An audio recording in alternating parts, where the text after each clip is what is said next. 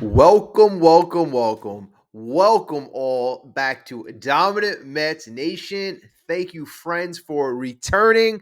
Wow, we got a fun one today. It looks like the New York Yankees, those big bad Yankees, could potentially be interested in stealing star first baseman Pete Alonso from the New York Mets. That news coming from John Heyman reporting interest out of the Yankees camp. Wow, folks. Just off of that news, how is that making you feel? Again, are you a Mets fan, Yankee fan, MLB fan? Obviously, it's going to hit you differently, but I'm going to tell you how it hits me because I'm a bit shocked. I am a bit shocked. I'm a bit shocked. So we're going to go through that. So we're going to go through some Mets news today, have some fun. As always, let's start off this video right. We want to get to 100 million likes. So hit that like button. Obviously your like will go a long way, and it's the best way to show your support. It is the best way to show your support. All I can say is thank you in advance. Thank you in advance. And if you are a new or new member, new to watching the channel, we love you to join the family. Anybody, MLB fans, Mets fans, again, we love everyone to join. Okay, so let's get down and let's talk about this news. And I'll just start off by this. Before I get into the details, I'm just going to say, this is not these old Yankees, not your father's Yankees. These aren't your under George Steinbrenner Yankees. If this is true, I mean, Yankees traditionally all throughout their years have been known to build their own stars around their own stars. And now, if this is true, I mean, old Yankees wanted to beat the Mets. They wanted to win World Series. They did not want to become the New York Mets. They didn't go and poach the New York Mets players. I mean, yes, they got Doc Gooden. Yes, they got Darryl Strawberry at the tail ends of their careers. But it just doesn't feel like a Yankee move. It really didn't. And, George Steinbrenner, the reason being is because he cared about perception. Stealing Alonso, folks, would look desperate. Something the old Yankees avoided because they didn't chase headlines for the shock value. It was about winning. It was about making the correct business decision. All right. The Yankees of the past, in my opinion, wouldn't even go near this. They would not go near this. And this is why I believe Steve Cohen respected when Aaron Judge was a free agent. He didn't go near Aaron Judge. He played it like George would have played it. He played it like George would have played it.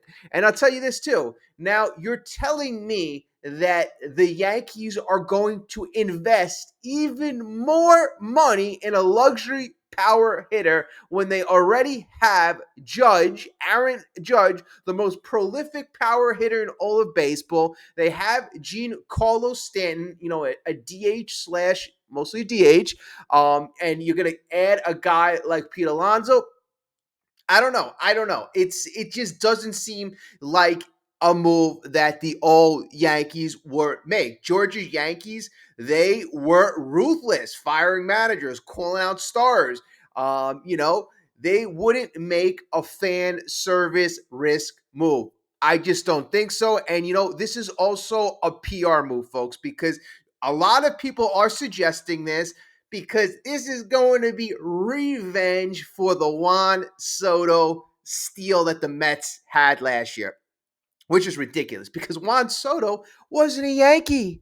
The Yankees had him for just one season. That wasn't a Yankee. The Yankees rented him. Yes, they gave up prospects. Who the hell cares what the Yankees gave up? Juan Soto was not a Yankee. He was not a Yankee. So he played there for 1 year, and the Mets felt that he could desperately help the team. And, the Mets did what the Mets do. The Mets aren't the Yankees. The Mets are trying their best to build their winning culture, their winning franchise. But again, the Yankees are supposed to be that beacon at the top. And I mean, obviously, the Dodgers right now have kicked the Yankees so far from the top that maybe the Yankees are by the bottom. Maybe the Yankees are by the bottom right now.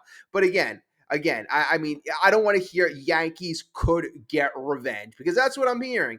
And it all started during a live stream for Bleacher Report. The New York Post, Mr. John Heyman, said that there are members of Yankees brass, including owner Hal Steinbrenner, who have an affinity for Mets first baseman Pete Alonso and would be interested in seeing him switch boroughs this offseason. Now, folks, we had a great saga last offseason. We detailed almost every single twist and turn in the Pete Alonso saga. Every single news that came out, we analyzed it to the T. Now, here, this takes a little bit of analysis, and I'm pretty sure you can pick this up as well. John Heyman has a direct line to who? Who? Scott Boras, the agent of Pete Alonso. So, what is the best thing Pete Alonso can have right now? Oh, one of the best things he can have is a bidding war between the New York Mets and the New York Yankees. So John Heyman reports Hal Steinbrenner and the Yankees brass are interested in Pete Alonso. So again, that is supposedly if the Mets are interested, lighting a fire under Steve Cohen, lighting a fire under the Mets brass to come out firing and come out hot with an offer. Now, to go on with the quotes. So it goes on to say, at least some people in the Yankees organization do like Alonso. Heyman goes on to say, they have first base open, and would they go for another right-handed bat? Heyman says, I'm not positive on that one, but I do know that there is like for Alonso. Hal Steinbrenner is a guy who does like him. They're both Gators. They're just not from Florida, but went to Florida. I mean, that is another, I think, mythical thing that if a person went to the same school, that gonna make them more likely to make a change on it. I mean, that really means nothing. That means nothing. It really means nothing. It really doesn't. I mean, if I hear, okay, Pete is from Tampa. If the Tampa was a realistic team, if they had a lot of money, if they were the Yankees down there, okay, that would be realistic. Pete Alonso going home. Then I hear Pete interested in Boston. Boston is a nice team, has money there. You have a lot of young players. Pete's wife is from the area. Okay, that's a realistic option. But just because Hal went to the same school as Pete, that means really nothing. So again, that's John Heyman trying to juice up the story. So that's a key nugget right there that I said, you know what? Let me just kind of look into this a little more because that's BS right there. That is fluff. That is the definition of fluff to try to make a story sound more intriguing and the connection to sound stronger. Okay. So again, comment down below. What do you think? What do you think about the Yankees being interested? What do you think about Pete Alonso going to the Yankees? Let me know your opinion. All right. So do the Yankees even need Alonso? Do they even need Alonso? So I gave you my opinions earlier, what I felt about this move taken by the Yankees, but in theory, they have an opening at first base with Goldsmith ticketed for the open market after signing that one-year deal last offseason. At the same time, they have Ben Rice, and Ben Rice has some makings of a future superstar at the position. So technically, they already have a young, inexpensive option with potential. Last year, Rice hit 26 home runs, had an 836 OPS, but perhaps he could move to the catcher position if the Yankees found a way to bring Alonso to the Bronx. Now, Rice last year, he played a lot of baseball. Behind the plate, he had a 3 defensive run save and a -2 Statcast fielding run value. And for that reason, it's really hard to imagine that the Yankees would entrust Rice with handling the backstop duties on a regular basis ahead of a guy like Austin Wells, who is much better defensively. Okay, so Alonso, undoubtedly, like he would with the Mets, like he would with other lineups, would be an exciting addition next year. He would be an exciting addition behind Aaron Judge, wherever they put him in the lineup, most likely in the middle. He's an elite power threat who hit 38 home runs. He had an 871 OPS. He lifted his average tremendously, had the highest average of his career. He led the league in doubles. He was a lot better discipline-wise at not chasing breaking balls outside the strike zone. He's obviously one of the most durable players in all of baseball, playing 162 games in 2025, 162 games in 2024, and I believe the least games he's played besides the COVID season is like 152. So Pete Alonso is nothing but ultra durable. Okay. All right, now we know Pete Alonso is likely going to command a long-term contract worth well over $100 million.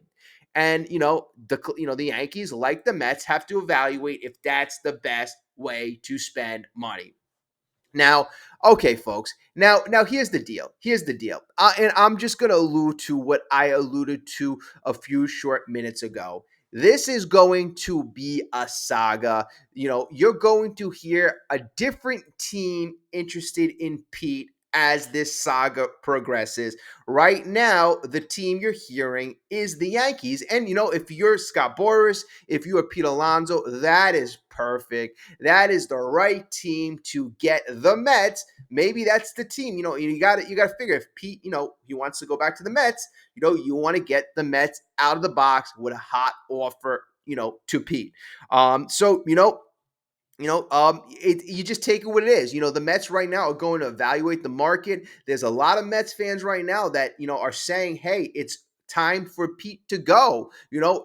Defensively, we want to upgrade. He's 31. He's going to be 31 years old. We want to get younger. We want to get faster. We want to utilize that money to upgrade pitching, to upgrade other positions.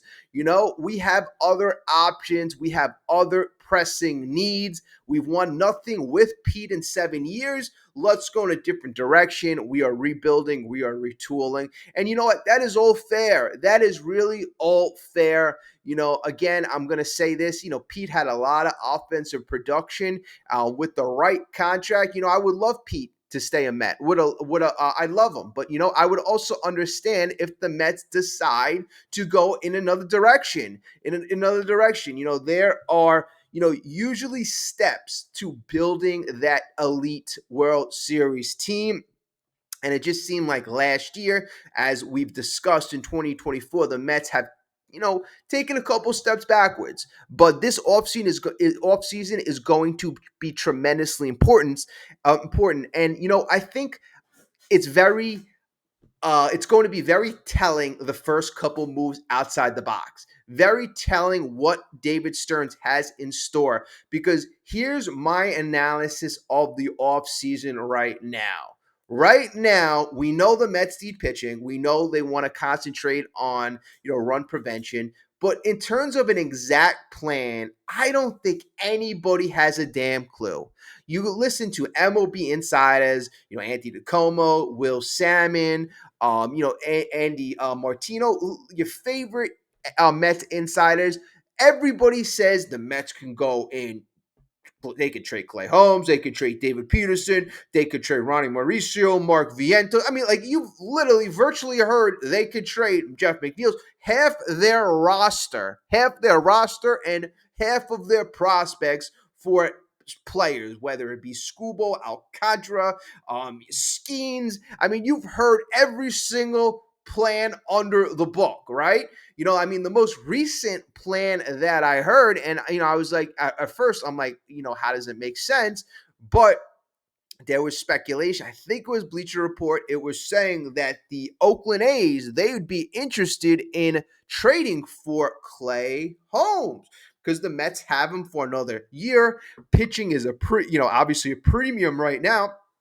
And you know what?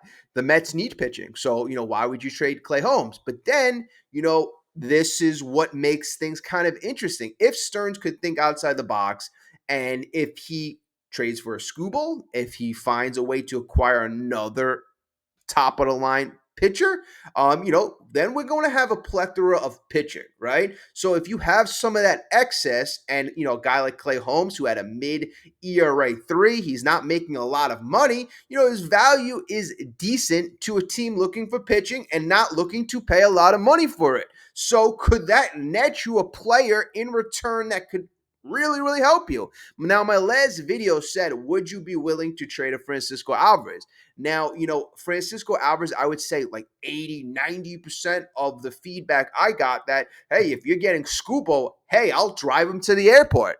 Of course, hell yeah, I'd want to get rid of Alvy. And like most of the comments were saying, Alvy's washed, his best years are behind him.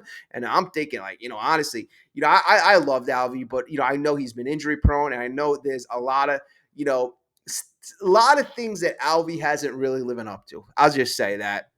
But I really hope the Detroit Tigers are not watching Mets YouTube, because if they had any interest and they hear the comments, not that you're going to go by the fan comments, but it's always interesting if you're an opposing organization how a fan base feels about a prospective player.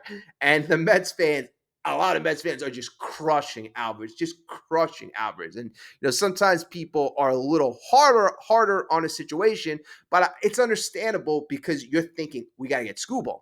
Now you're talking about one of the best players, one of the best pitchers in all of baseball. So yes, including an Alvarez, even though he, if he's healthy, if he puts things together, if he becomes more disciplined, if he gets it right psychologically, he does have the potential to be that cornerstone piece, right? So people were saying he has zero value. No, usually franchises believe that, hey, if a 23-year-old catcher hasn't put it together because it being an injury, because the guy's not disciplined, well, they believe, teams believe, hey, if he comes to us, we can fix it. He's only 23 years old. He's hit 25 home runs in his career. He had that monster August just a few short months ago where we saw, this is what the kid truly could be. And if he could be our cornerstone catcher, that is just phenomenal.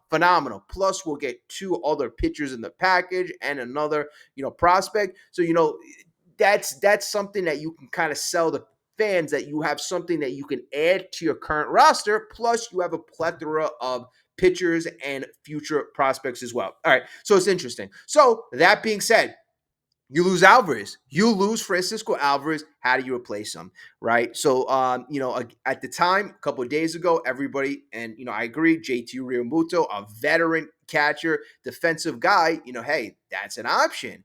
But then when the athletics thing came to my radar, one of the players' names that were bandied about was Shea Langoliers. So Shea Langoliers is a catcher from the Oakland Athletics, and this guy is a very, very solid player. He was a 4-WAR player last year. Hit 31 home runs, 72 RBIs, 277 batting average. I mean, these are the numbers that you would only dream Alvarez would be able to achieve. Now, Langoliers is a free agent in 2029. So that means if you trade for him, 2026, 2027, and 2028. I mean, interestingly enough, I believe he becomes a free agent the same year as Alvarez. So if you trade him away and you somehow put a package together for, Langoliers, meaning you building around Holmes, not that he has enough value to net a Langoliers, but, then you put 1 or 2 pieces behind that. That is playing chess, folks. That is playing chess. Now you get Tariq Skubal. You use Francisco Alvarez to not include a couple other top prospects. And then you quickly replace Alvarez with a much better option. Again, you're going to have to be ultra aggressive. Stearns is going to have to be ultra creative to get this done. The Mets are going to have to wheel and deal, but this is the type of stuff that, you have to be 10 steps ahead. 10 steps ahead. And that's why we're going to see what the moves are early on, and it'll indicate what direction the Mets are going to go in. What direction the Mets are going to go in. Are they going to aggressively pursue a guy like Tariq Skubal right off Jump Street?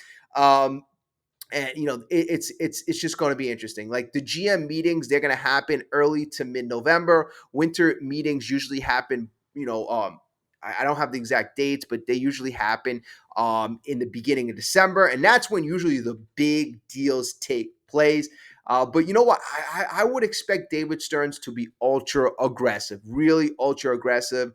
And again, everybody right now, I don't think there's anybody on the major league roster except for Juan Soto and Lindor that you could say is, that I can't envision getting traded. You know, I just, obviously Lindor and Soto have those huge contracts. Soto was just signed, but everybody else is really on the table. I can envision anybody getting traded, any one of those players. And then from a prospect standpoint, the only two guys I wouldn't trade, or three guys I wouldn't trade. There are three guys that I would want to hold on to.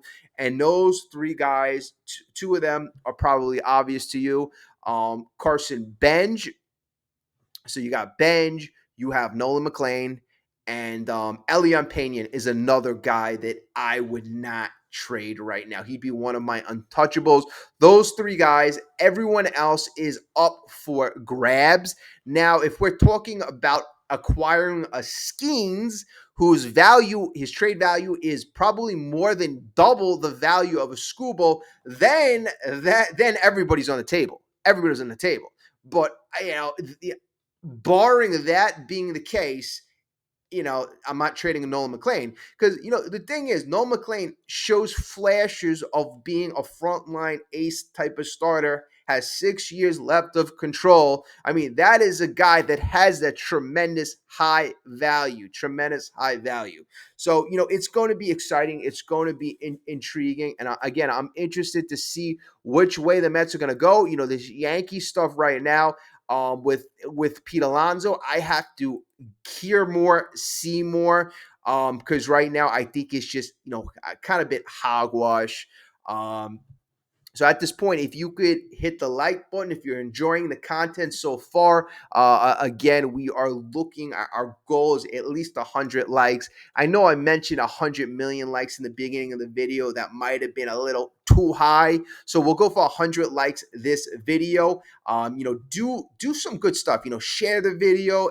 Share the video, hit the notification, and certainly hit the like button and hyping the video. That's another feature that they give you guys to spread the video, spread the word. Okay. All right. So let's see here. What else did I want to talk about? Okay, so the next news, and actually came from Andy Martino a very short time ago, kind of gives me, indication of where the Mets may be leaning in terms of a big market free agent signing. And I'm going to go through it, and it's going to start with the center field possible replacement for, or how the Mets are going to treat center field in 2026. Center field is a very important position. We all know the Mets have to upgrade center field. And now the New York Mets, a lot of fans were speculating, is Carson Benj going to have the opportunity on day one to win the job? Is he going to have, and is that going to be our solution? Now, we have some updates from Andy Martino. He reported that the Mets don't plan on calling up the top outfielder prospect Carson Benj next season and will find a short-term plan in center field until they feel that he's ready. So Andy Martino plugged into the New York Mets saying, no, it's not going to happen, at least at the beginning of the season and probably for most of the season. So Andy goes on to say, I think it's going to be short term. You've seen plus defenders in center field being a strong goal for David Stearns since he's been here, whether it's Harrison Bader, Tyrone Taylor, Cedric Mullins. It just didn't quite work out. They have Carson Bench, the prospect they think is coming late next year or maybe the year after that, depending on how good of a year he has in 2026. They want to keep room for Bench to emerge. So they're going to think short term, I think. I think. Now, okay, now here's my thinking. My thinking. Now, in my last video, I reacted to the Mets potentially getting involved in the Luis Robert sweepstakes again. Again. But now, this latest report has me rethinking that. Because if you trade for Luis Robert Jr., an elite center fielder, you're trading for him for 2 more years at least, and possibly to resign him, because of the fact that if you trade with the White Sox, they are going to ask a high price. It'd be another story if the value wasn't high, but the value is going to be high. So if you invest prospects, you're going to want to put them out there for at least 2 years. Now, Andy's saying, no, whatever the Mets do, it's going to be a short-term solution because the job is being held for Carson Bench. So again, this is leading me to believe that the New York Mets have something else in their mind that I'm going to get to momentarily. But Andy says that the Mets right now, in order to plug the short-term gap, they're going to look short-term. That means they're going to look at, Tyrone Taylor. Is he going to be an option to play center field full time? And in my opinion, I think he is so much better as a fourth outfielder, so I wouldn't say that's the answer.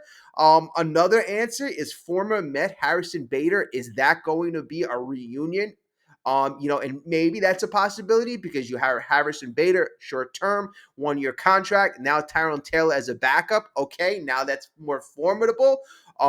Or the Mets, are they just going to have Tyrone Taylor, Jeff McNeil, rotate that, Brandon Nimmo? Are they going to go that route because they don't want to invest in getting anybody, else?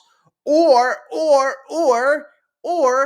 are they going to sign, which makes all the sense in the world to me, getting a guy like Bellinger? Getting a guy like Bellinger who could play center field for a good majority of the year, then go to first, then go to left, go anywhere you want him to go, and he's going to produce as a high level at a high level. He's going to be a high leverage player. He's going to help your defense. He's going to help your base running. He's going to help your hitting. He's going to help your clubhouse. He's going to help your versatility. And that's why I think that a guy like Stearns would be leaning to signing a guy like Bellinger, based on based on the latest reports, a guy like Bellinger serves what the Mets want to do perfectly. Perfectly. Then you get Benj in the fold, let's just say at the end of the year. Bellinger, he can play anywhere. He can play left field. If Nimmo is, not doing well, he could play first. Wherever you need Bellinger to play, he is such an elite weapon. Such an elite weapon. So folks, what do you think? What do you think? The news and the updates are going to change. Everything. The sagas are going to change. But taking away from today's news, it's more or less bluster about the Yankees and Pete Alonso could come to fruition. Again, the Yankees have an opening, and the Yankees have been known to go after like these power guys in the past. And Pete may not want to leave New York, so it might be a match made in heaven. Again, I said it's something that I couldn't envision the Yankees doing in the past. But then again, it's just be my own biased view tweaking the Yankee fans. Who the hell knows? Who the hell knows? But at the end of the day, I also think that there is, something to it. Scott Boras working his magic through the media, working his magic through news sources, and boosting or urging other teams like the Mets to come into the equation with strong offers early on. Again, this is very different than how the Pete Alonso saga happened last year. Last year, it was a very slow developing market for Pete and Scott. In fact, Scott just hung out. He dealt with he dealt with the Juan Soto situation first. You heard little things about Pete, how the polar bear this, the polar bear that, but nothing really specific. This year, it seems like Pete and Scott are really trying to develop that market early on. They're trying to develop that market early on by setting the expectation. And again, they set the expectations at least 7 years. But it wasn't like they did last year where they said, "Oh, we're looking for at least a Prince Fielder contract." So I mean, last year they blew everybody and their mother out of the water with in terms of being ultra unrealistic. I know 7 years plus is still kind of unrealistic. I wouldn't go anywhere near that. I mean, I struggle to give him 5 years, but you know what? I've had my concerns about David Stern, but again, I still have confidence in him. If you and I'm going to say this, if you listen to one, maybe two of my videos, and you haven't been listening to the last year, you're going to think, oh, this guy completely hates Stearns or he hates Mendoza or he hates this. No, I when it's time to get on somebody, I'll get on somebody. When it's time to give them praise and respect, I've given every single person, Pete Alonso, Mendoza, Stearns, everybody praise and respect. But at the end of the day, when they do not deserve it, when they don't deserve praise, respect, this year has been an unmitigated disaster. The New York Mets fans have been let down on every single turn and angle. I'm not going to say, hey, bravo, great job. I still got all the confidence in the world. I am still hoping but I just need to see it. I need to see what's going on, make the evaluations, and then, get back to you. So, all right, folks, again, another great opportunity to hit that like button. If you are not yet subscribed, hit that subscribe button. We love you to join the dominant Mets Nation family. It's going to be a fun offseason. I will tell you that. I'm excited myself. I'm certainly excited because I think that this is going to be one of those, if the Mets do it right, it could be one of those game-changing off seasons where 5 years from now we go, remember what the Mets did after the 2025 disaster and how they were able to just change things on a dime because of this move, that move, and that move. I really hope. I really hope that happens. And the good thing at the end of the day, if you're the New York Mets, if you're a New York Mets fan, you got to feel good about a couple things. Number one, we have a passionate owner who's willing to move heaven and earth to make this team a winner, right? You need that. Number two, we have the most resources. You could say the Dodgers, but we have tied with the most resources in all of baseball, right? Number one, you got to have a guy who's willing, because having the most resources doesn't mean anything if you don't have a guy who's willing. There's many other franchise owners who have a lot of money. So number one, that's why I put Steve Cohen. You have a guy who's passionate and willing to make moves. Number two, you have all the resources, the tools, anything that at the Mets' disposal. Number three, you're going into the third year of the David Stearns regime, so it's not like, oh, I'm going to sit back and evaluate. And I know he had a lot of small moves early on, but right now it's time to put on our big boy pants and take a little more risk and be more aggressive. And we have the windows of our some superstars closing out. Even if we signed an Edwin Diaz, he's going to be in his 30s. We have Lindor going at age 32. And, that's a big one, folks. That is a big one. We have our shortstop, prime position, Gold Glove Award winning guy, defensive stud, guy who's a 30-30 almost every single year. 160, 70 hits. This is a guy, I think sometimes we take for granted.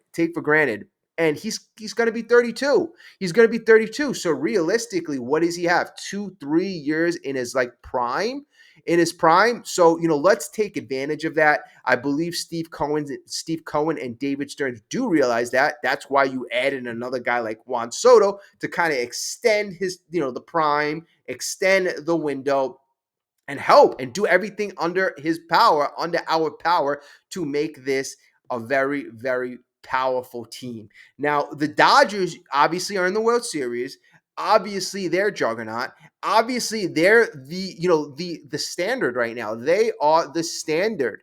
So teams right now are going to have to fall in line behind them and just have to compete. Somebody's going to have to dethrone the Dodgers. If the Blue Jays don't win this, and congrats to the Blue Jays, really congrats to them. They kind of really surprised the heck out of me this season. Congrats to the Blue Jays. Dodgers doing it again. Congrats to them. But every team right now is in the shadow of the Dodgers. Shadow of the Dodgers, and I think the Dodgers have shown the rest of Major League Baseball that having a starting rotation, using your resources and investing in building and beefing up that rotation is super important. Yes, one or two, couple of these fringe players you could sign. David Stearns has been successful with some players, but there's a large majority of those players where he hasn't been successful. We had 50 pitchers that we went through last year. 50 pitchers. A lot of those pitchers didn't work out. And a lot of our top echelon pitchers, Sangha, Manaya, Peterson late, Clay Holmes got a little tired. A lot of guys did not work out. So it's not always sunshine roses. It's not always perfect. Sometimes you just have to invest in talent, talent, talent, talent. Tariq Skubal is a great way to start an offseason. Again, that seems to be going to be the powerful topic going forward. Again, it's going to be interesting. It's going to be interesting. Again, I love the comments. I just want to say that, I love the different perspectives. Again, everybody, I'm not expecting everybody to agree with me. I'm expecting a lot of disagreement, but I love everybody being respectful, debate. That is what makes this channel beautiful. We have a lot of respectful dialogue back and forth, and we share our opinions. And sometimes, you know what, you win me over. Maybe I might win you over. Maybe you might win, other fans over. That's part of the fun of it, especially in the off season. So again, keep the great commentary going. What was there was one of the comments I wanted to address. Somebody made a good point. Wait, okay, so here was actually a really good point. So in regards to Stearns and his performance at the deadline, obviously, none of the moves ended up working out. We wasted a lot of prospects. We have nothing really to show for it. So to me, I consider that an unmitigated disaster. And you combine that with the free agent signings, Montaz, Manaya, and other non-impactful moves. This season was a big dud. So, one of our great members commented, and I thought it was a very astute comment. Said, I have to disagree about your take about Stearns and his performance at the trade deadline because on paper, everyone with a platform and their mother congratulated and said on paper, we won the deadline. It's not his fault that almost every player choked under pressure. So, basically, hey, you can't blame Stearns. Everybody, YouTubers, writers, everybody thought he did a great job. Well, my response to that is, you know what? We're not baseball experts. We're not. We're not. We're not. We follow baseball a ridiculous amount of time, and I follow it 24/7. I love baseball, but again, I'm not getting paid $11 million to make those decisions. I don't have the same data, the same analytics, the same information that a David Stearns does, other organizations. I don't have the same research that they do. Nobody does. These guys, that Steve Cohen, the resources they have, are, next level, next level. And again, they're not getting paid. David Stearns is not getting paid to think like me. He's not getting paid to think like the other YouTubers. Now, great YouTubers out there, great commentary, great, stuff. A lot of great Mets YouTubers. A lot of great YouTubers out there in general, sports YouTubers. But again, their interest in the Mets situation is, everything varies. Everything's different. From the outside looking in, it looked great. It did look great. But again, we have to look at things differently. David Stearns is being paid to look at things, have foresight, good. And this is what I was always like kind of told growing up. Good presidents, good GMs are able to see things that people don't see, and they are able to see things before other people can see things. Those are what makes great, good GMs from average GMs. Now, if you compare that deadline Was David Stearns able to have any foresight? Was he able to see into anything? Like, it's not like one move got messed up, and not like two. Like every move got messed up, and every move we wasted prospects. So, there was something wrong to that way of thinking. And again, it was questioned early on, hey, why are you going to trade for all of these players and none of them, have any time for 2026? You don't have any like of the contracts going to 2026. So you're trading for only a handful of games and you're giving up, some prospects that at one time had decent value. Drew Gilbert, that was what netted the Houston Astros Justin Verlander. So, some of these players, lost some value. So again, why weren't they traded earlier if they were on the block when they had more value? And again, you included these guys and you really had nothing to show for it. Again, I'm not gonna take my foot off the pedal. I still expect much more from a guy, the highest paid general manager, president in the game, a guy that I have more confidence and faith that he should perform at a higher level. But great, great comment, because that is something that a lot of Mets fans, were saying, hey, everybody else thought of it, it's fine. But that's just my perspective on that particular topic. So that was a great comment, and we had a lot of great comments. A lot of people saying Alvarez. Because it was Alvarez my last video. Um, Hobby, you made some great comments as well. I mean, in fact, you know what? If Hobby, if you're listening, whoever's listening, I'm just gonna. This is great information. So again, in terms of evaluating keeping Francisco Alvarez in terms of including him in a trade, not including him in a trade, Hobby made a great analysis. And I'm just going to read you exactly what he wrote because he did a great job. He says Alvarez is a small injury prone defensive liability. He's Travis d'Arnaud 2.0, as you mentioned, strength down the middle is a key championship component, and this guy hurts the ball club behind the dish. Yes, he has times exhibited elite power, but he won't make us fans forget Mike Piazza or Gary Carter. Can Stearns use him as trade bait? Definitely. I would use him as use him as the primary piece in talks for Scooble or Skeens. But if that move is on the horizon, the trade package for both must be sane. I'm not moving Benj, Williams, McLean, or both Tong and Sproat. They get one, not both. If not, walk away and let the Tigers watch Scooble bolt Motown for nothing. Their problem, not ours. Now, I thought that was a pretty good, astute point. Pointing out that the Tigers right now are the ones with the pressure on them. They are the ones right now trying to sign Scooble. And right now, of threat of Scooble leaving next year for nothing. So they have to work out a package where they deem viable enough to present to their fan base and their situation to help out the team. And it's not easy. It's not easy because you have to think about it. If you're a team trading for Scooble, well, number one, can I afford to re-sign Scooble? Can I afford to re-sign Scooble? That's going to drastically affect what you're going to offer. If you're only going to get him for a year, you're not going to offer a bunch of top prospects. So can you afford? Number two, is Scuba willing to sign where he's traded? Is he looking for a big market? Is he looking to go to just anyone who throws him the most money? So there's, again, and a lot of teams I don't think can afford to go that high. There's a lot of risk associated. And then Detroit, again, to throw more risk in their side of the situation, he could get hurt. He could have a low performance if the Detroit Tigers decide not to trade him. I think the Detroit Tigers, no doubt about it, are trading him this offseason.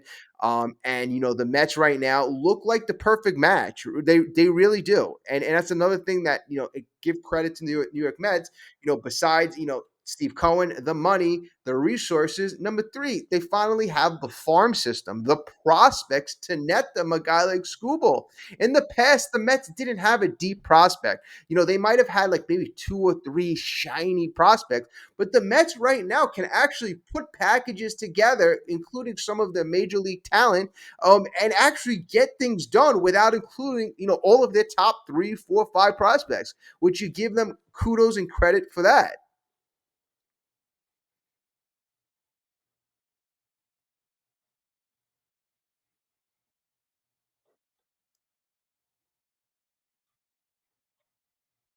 Okay. All right. So I think I addressed everything that I wanted to address.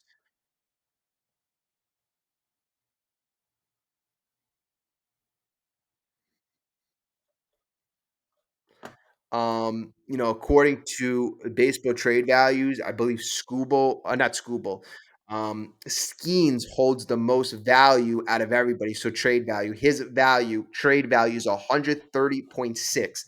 That's how they evaluate. They call it trade surplus. So his trade surplus is 130.6, which is crazy high, crazy high. Like, let me just give you like an example, just so you know. I believe Scoobles is 51. So according, to the Mets, if they want to trade for Scooble, they would have to, put a package together that gets to 51. Now, this doesn't always like make sense. This is just baseball trade values. But just so you know, I'll tell you the Mets' biggest surplus is Juan Soto. He has a trade value of 113.4. Lindor has 39.2, Jet Williams 23.1, Nolan McLean 21.6. So Nolan McLean, I think should be so much higher, but he hasn't had that much exposure. I suppose his value is going to be way higher. But so realistically, if a guy has 130 value, realistically, you would have to give up, Jay Williams, 23, Nolan McLean, 21, Carson Baines, 20, Brett Beatty, 20, Francisco Alvarez, 16, Jacob Reimer, 13. And I think that right there, that's like 120. So that would be your top five prospects plus. So, I mean, Paul Skeens is going to be very, very tough to get to. Scooble, his value, that's a bit different. He's in his last year of his contract. Yes, he's good. Yes, he's dominant. But that's I guess a benefit to the Mets. The benefit of him being in his last year of his contract makes him likely and attainable. It makes him attainable. It makes his value low enough where the Mets can say, all right, you know what? I'm willing to give up these two or three prospects because I feel that I can re-sign him and he's going to take us to that next level. Next level. And honestly, we need an ace in the worst way. And I was just saying to myself the other day how I always loved DeGrom, but I just never really appreciate him as much as I should. It is just so special to have that ace, so special to really have that ace. It just makes everything so much easier. So much easier. Okay, all right, folks. We are going to call it quits right now. If you're listening right now at the end of the video, drop a number one so I know that you are watching to the end. You are the best. I appreciate you so much. It really means a lot. Drop a number one. Again, we're gonna continue this content. Keep it rolling. Thank you. Appreciate you. I love you guys. I'll speak to everyone very, very soon.